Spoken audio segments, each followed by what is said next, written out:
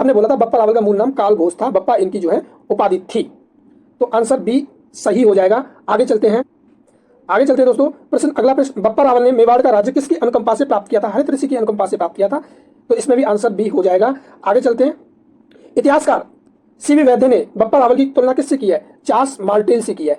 हमने देखा था जिस तरह से चार्ल्स मार्टेल यूरोप में किसी मुस्लिम आक्रमणकारी को जो है सफलता प्राप्त नहीं करने दी, उसी प्रकार से भारतीय उपमहाद्वीप में बप्पा रावल ने किसी भी मुस्लिम आक्रमणकारी को जो है आक्रमण करने के लिए सक्सेसफुल नहीं होने दिया था। आगे चलते हैं। अगला प्रश्न यह है कि बप्पा रावल द्वारा जारी किए गए सिक्कों पर निम्नलिखित में से कौन कौन सी प्रतीक अंकित नहीं है? देखो, मैंने थ्योरी में पढ़ा दिया है, लेकिन अगर नहीं भी पढ़ाया होता तो आपको यह ध्यान रखना था बप्पा रावल शैव धर्म से संबंधित है। इससे शैव धर्म से संबंधित है और उसमें भी पाशुपति संप्रदाय से। अब देखो, नंदी पाशुपति संप्रदाय से है, भगवान शिव के साथ इसका संबंध है। शिवलिंग भी है, त्रिशूल भी है। कमल जो होता है वो आपका वैष्णव धर्म से संबंधित होता है। कमल भगवान विष्णु के हाथ में होता है, तो इसलिए वैष्णव धर्म से संबंधित होता है। तो सी आंसर इसका सही हो जाएगा। बस थोड़ी सी चीजों को इंटरलिंक करना है। दोस्तों, अगर आपको ये पसंद आ रहा हो तो प्लीज लाइक एंड सब्सक्राइब जरूर कर दो चैनल को, जिससे कि हम जो है ज्यादा से ज्यादा वीडियो इस तरह के आपको बनाते रहें। अगला क्वेश्चन देखते हैं।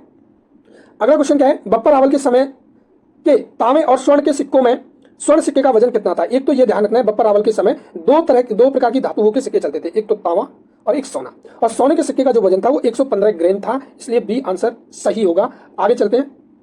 आगे जो क्वेश्चन है दोस्तों, बप्पा रावल ने किस मुगल सेनापति को हराकर अपने भांजे को सिंहासन पर बैठाया था? यह बात सही है कि गजनी के शासक सलीम को हरा दिया था और वहां अपने भांजे को सेनापति राजा घोषित कर दिया था। तो आंसर बी सही होगा। आगे चलते हैं। अगला जो प्रश्न है वो ये है, निम्न में से कौन कौन से बप्पा रावल के धार्मिक और सांस्कृतिक कार्य हैं? धार्मिक और सांस्कृतिक, देखो, पाशुपति संप्रदाय का अनुयायी होना ये धार्मिक कार्य है।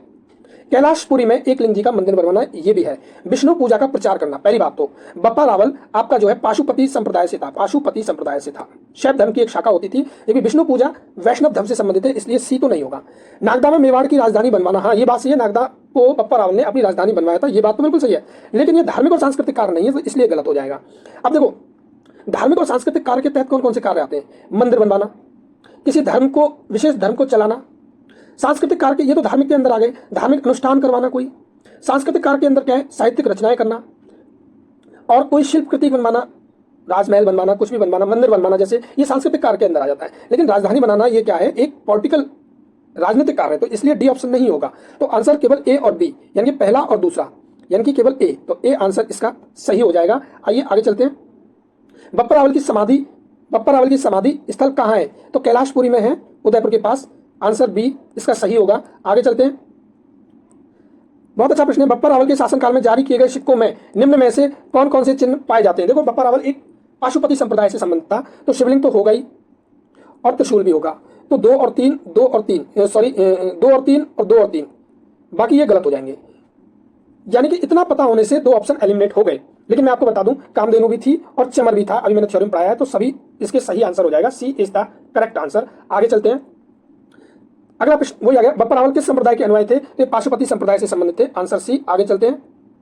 बप्पा रावल के समय की राजधानी कहाँ थी?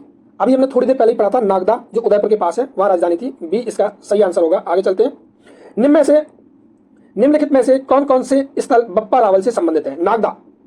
नागदा को तो इसने अपनी राजधानी बनाया था, ये बात सही है। कैलाशपुरी में एक लिंग जी का मंदिर बनवाया था। रावलपिंडी जो नाम पड़ा है वो बप्पा रावल के सैन्य ठिकानों के नाम के आधार पर पड़ा है, तो ये बात भी सही है। अजमेर से इसका कोई संबंध नहीं रहा था, तो 4 ऑप्शन कभी नहीं होगा, सभी भी नहीं हो सकते। सी इसका करेक्ट आंसर होगा। आगे चलते हैं दोस्तों। बप्पा रावल ने अपने आप को किसका दीवान घोषित किया था? थ्योरी में हमने पढ़ा था एक लिंग जी का, तो इसका आंसर बी होगा। आगे चलते हैं। बप्पा रावल ने किस शहर के शासक सलीम को हराकर अपने भांजे को सिंहासन पर बैठाया था? गजनी के शासक को हराकर, तो बी इसका सही आंसर होगा। आगे चलते हैं। बप्पा रावल का समाधि स्थल कहां पर स्थित है? कैलाशपुरी में। ये रिपीट हो गया शायद ये क्वेश्चन, तो आंसर बी। आगे चलते हैं। ओके दोस्तों, यहाँ पे हमारी क्लास खत्म होती है। अगर आपको अच्छा लगा हो तो प्लीज चैनल को लाइक और सब्सक्राइब करना ना भूलें। Thank you.